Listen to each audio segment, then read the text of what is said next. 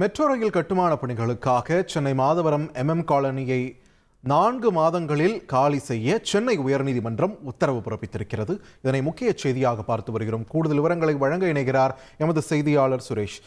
வணக்கம். எந்த வழக்கில் இந்த உத்தரவை உயர்நீதிமன்றம் பிறப்பித்திருக்கிறது? இதன் முழு பின்னணி என்ன?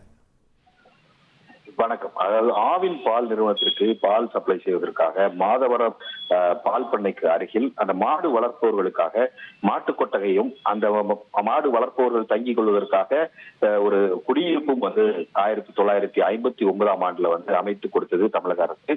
இந்த பகுதியில பகுதிக்கு காலனி என்ற பேரே சூட்டப்பட்டது. இந்த நிலையில இந்த பகுதியில மெட்ரோ ரயில் திட்டத்துக்காக இந்த காலனி குடியிருப்பு வசதிகளை உடனடியாக காலி செய்ய வேண்டும் என்று அரசு உத்தரவு பிறப்பித்திருக்கிறது. இந்த உத்தரவை எதிர்த்து அந்த பகுதியைச் சேர்ந்த 3 பேர் உயர்நீதிமன்றத்தில் வழக்கு தாக்கல் செய்திருந்தார்கள்.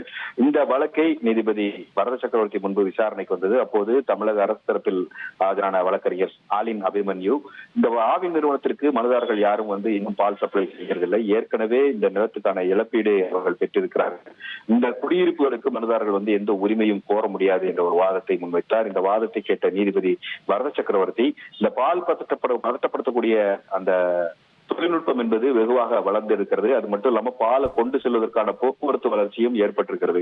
எந்த காரணத்தினாலும் நிலத்திற்கு ஏற்கனவே உரிய இழப்பீடு வழங்கப்பட்ட பிறகு அந்த நிலத்தை காலி செய்ய முடியாது என்று மறுப்பதை ஏற்க முடியாது என்று தெரிவித்திருக்கிறார்.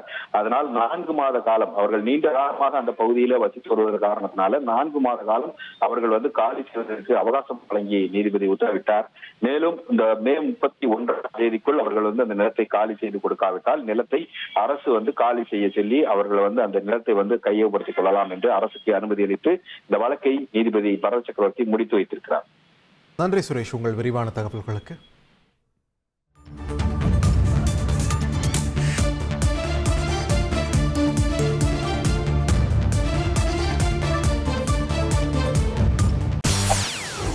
செய்திகளை உடனுக்குடன் தெரிந்து கொள்ள உடனே சப்ஸ்கிரைப் பண்ணுங்க.